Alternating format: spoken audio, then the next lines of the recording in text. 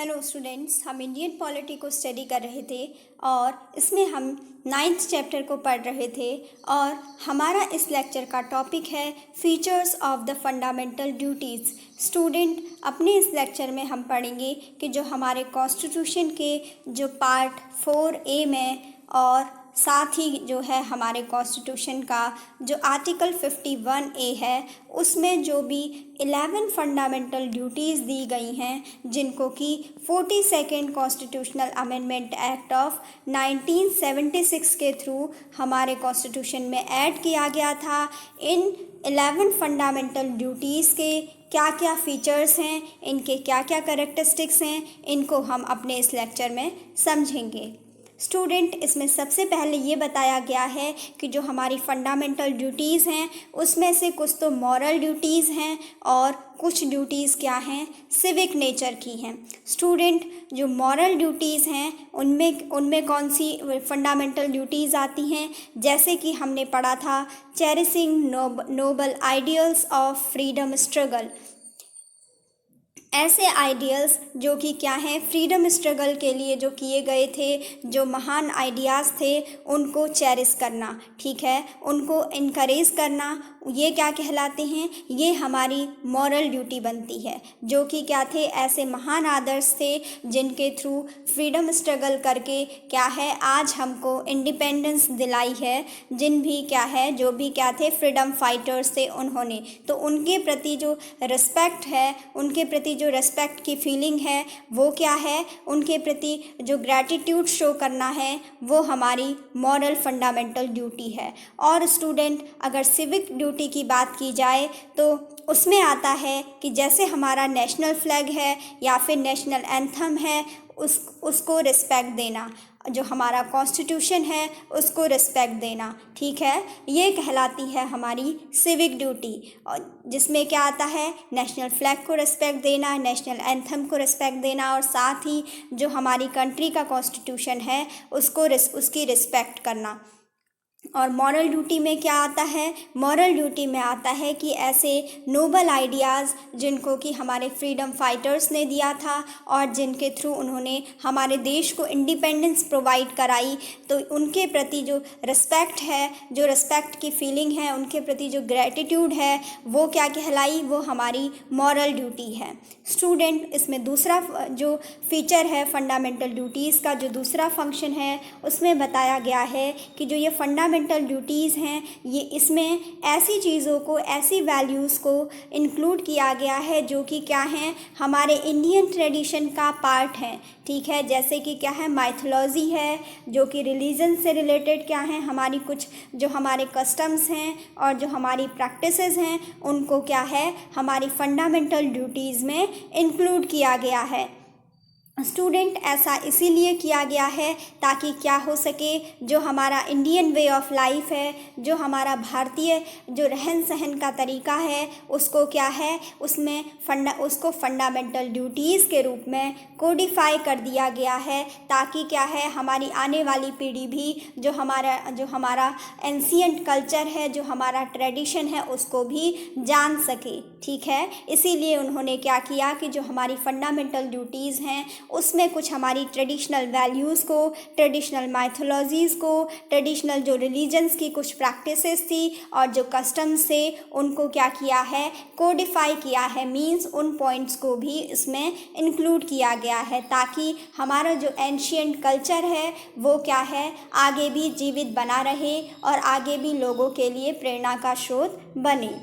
उसके बाद स्टूडेंट, इसमें जो नेक्स्ट फीचर दिया है फंडामेंटल ड्यूटीज़ का उसमें कहा गया है कि स्टूडेंट, जैसा कि मैंने आपको बताया था कि फंडामेंटल ड्यूटीज़ किसके लिए हैं, वो केवल इंडियन सिटीजन्स के लिए ही हैं, ठीक है, वो मॉरल ऑब्लिगेशन हैं, वो क्या हैं, वो कोई भी मैंडेटरी प्रोविज़न नहीं है और किसके लिए हैं, हम सिटीजन्स के लिए हैं, हम सभी जो भारत के लोग हैं हम सभी के लिए है। ये फंडामेंटल ड्यूटीज़ किसी भी फॉरेनर के लिए नहीं है। और जबकि स्टूडेंट, हमने जब फंडामेंटल राइट्स को पढ़ा था चैप्टर 7 में, तो हमने उसमें पढ़ा था कि कुछ ऐसे फंडामेंटल राइट्स थे जो कि क्या थे, जो फॉरेनर्स को भी दिए जाते थे और साथ ही साथ सिटीजन्स को तो दिए ही जाते थे, ठीक है। लेकिन जो कुछ ऐसे फंडामेंटल राइट्स थे जो सिटीजन्स के साथ साथ फॉरेनर्स को भी प्रोवाइड कराए जाते थे, लेकिन जो हमारी फंडामेंटल ड्यूटीज़ हैं उसमें से सारी की सारी फंडामेंटल ड्यूटीज़ यानी प्रेजेंट में जो टोटल 11 फंडामेंटल ड्यूटीज़ हैं वो सभी केवल इंडियन सिटीजन्स को प्रोवाइड कराई गई हैं। उसमें क्या है, फॉरेनर्स के लिए कोई भी फंडामेंटल ड्यूटी नहीं है। उसके बाद जो इसका नेक्स्ट फीचर आता है उसमें ये कहा गया है कि जो फंडामेंटल राइट्स हैं वो क्या हैं, नॉन जस्टिशिएबल इन नेचर हैं। स्टूडेंट, मैंने आपको बताया था कि नॉन जस्टिशिएबल का मीन्स है कि अगर किसी भी कोई भी पर्सन अपने फंडामेंटल राइट अपनी फंडामेंटल ड्यूटीज़ को नहीं करता है तो क्या है, उसके वायलेशन के लिए उसको कोर्ट में इन्फोर्स नहीं कराया जा सकता है, ठीक है, जब तक कि पार्लियामेंट के द्वारा कोई प्रोविज़न ना बनाया जाए, इस रिगार्डिंग पार्लियामेंट के द्वारा कोई लॉ पास ना किया जाए। ये क्या हैं, ये जो होती हैं फंडामेंटल ड्यूटीज़ हमारे ऊपर क्या हैं, हमारे लिए मैंडेटरी ऑब्लिगेशंस नहीं हैं। ये क्या हैं, हमारे ऊपर एक मॉरल ऑब्लिगेशंस हैं। जैसा कि हमने पढ़ा था कि ये क्या हैं, कुछ हमारी मॉरल ड्यूटीज़ बनती हैं और कुछ हमारी सिविक ड्यूटीज़ बनती हैं। स्टूडेंट, तो इसमें यही कहा गया है कि जैसे कि हमने जो हमारा 8th चैप्टर था उसमें हमने DPSP को पढ़ा था, directive principles of state policy को। हमने DPSP के बारे में पढ़ा था कि ये ऐसे फंडामेंटल प्रिंसिपल्स होते हैं जिनको कि स्टेट की किसी भी बॉडी के द्वारा उन पर क्या होता है, कॉन्स्टिट्यूशन के द्वारा अपने किसी भी फंक्शन को करने से पहले इन डायरेक्टिव प्रिंसिपल्स को अपनी पॉलिसीज़ में इंक्लूड करना होगा, उनको इन चीज़ों का ध्यान रखना होगा, ये कहा गया था। तो क्या है, डायरेक्टिव प्रिंसिपल्स भी क्या हैं, नॉन जस्टिशिएबल हैं, हमने ये चीज़ पढ़ी थी। और उसी प्रकार जो क्या हैं, हमारे जो फंडामेंटल ड्यूटीज़ हैं जो कि केवल इंडियन सिटीजन्स के लिए हैं, ये भी क्या होती हैं, नॉन जस्टिशिएबल होती हैं। इनको कोर्ट में कोई भी इन्फोर्समेंट इनका नहीं कराया जा सकता है। और इसमें क्या है, there is not legal sanction against their violation. अगर क्या है, कोई इंडियन सिटीज़न अपनी फंडामेंटल ड्यूटीज़ को फंक्शन नहीं करता है तो उसके अगेंस्ट कोर्ट में कोई भी लीगल सैंक्शन नहीं किया जा सकता है, ठीक है, उसके वायलेशन के लिए, क्योंकि ये क्या है, नॉन जस्टिशिएबल है। फंडामेंटल ड्यूटीज़ भी DPSP की तरह, directive principles of state policy की तरह अपने करेक्टर में क्या हैं, नॉन जस्टिशिएबल हैं। और स्टूडेंट, अगर कभी भी पार्लियामेंट के द्वारा कोई भी लॉ बनाया जाता है तो तब इन फंडामेंटल ड्यूटीज़ को क्या किया जा सकता है, एप्लीकेबल बनाया जा सकता है, कोर्ट के द्वारा इन्फोर्स कराया जा सकता है। लेकिन कब, जब पार्लियामेंट चाहे, ठीक है, the parliament is free to enforce them by suitable legislation.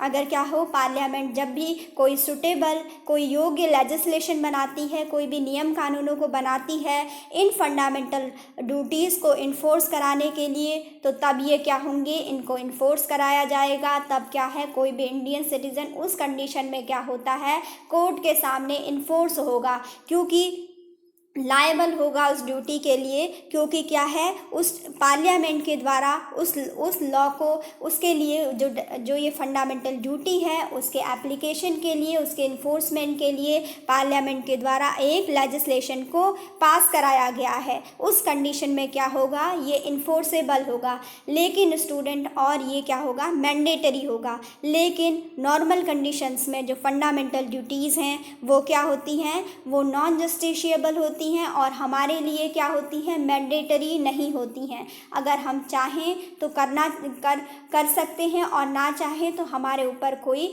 Obligation भी नहीं है। ये नॉर्मल सिचुएशन की बात है। लेकिन स्टूडेंट, अगर क्या है, अगर जब कोई भी कंट्री प्रॉस्परस हो जाती है, काफ़ी डेमोक्रेसी का कॉन्सेप्ट आ जाता है, तो वहाँ के जो सिटीजन्स हैं वो अपनी फंडामेंटल ड्यूटीज़ को बखूबी निभाते हैं और उस चीज़ को समझते हैं कि अगर हम कुछ फंडामेंटल राइट्स को हमारे कॉन्स्टिट्यूशन से हमें प्रोवाइड कराए गए हैं तो हमारी भी ये ड्यूटी बनती है कि क्या है, हमें अपनी कंट्री के लिए कुछ फंडामेंटल ड्यूटीज़ को करना चाहिए। जैसे कि हमें अपने कॉन्स्टिट्यूशन को रिस्पेक्ट देनी चाहिए, अपने नेशनल फ्लैग की रिस्पेक्ट करनी चाहिए, नेशनल एंथम की रिस्पेक्ट करनी चाहिए। और साथ ही जो हमारे फ्रीडम फाइटर्स थे, जो उनके क्या थे, जो उनके मॉरल वैल्यूज़ थी, जो उनके आइडियल्स थे, प्रिंसिपल्स थे, उन सब की भी हमें रिस्पेक्ट करनी चाहिए। तो स्टूडेंट, ये सब हमने पढ़े इसमें कि हमारी फंडामेंटल ड्यूटीज़ के